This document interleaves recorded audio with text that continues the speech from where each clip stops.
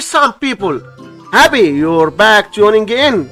Coming up in this vlog, let's solve this addition problem. 49 plus 18.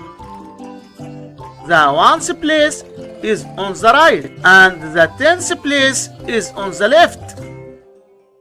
We start solving the addition equation by adding the numbers in the ones place. 9 plus 8 equals 17. In the number 17, there are 7 ones, right? 7 in the ones place. The number in the tens place is called the carry. We carry the 1 over to the tens place and write it above the 4 like this. Now we add the numbers in the tens place. 1 plus 4 equals 5. We need to add 1 more, which gives us 6, right? 6 in the tens place. So 49 plus 18 equals 67. And this is our final answer to this problem. Smash that like button, subscribe, and stay tuned for more videos.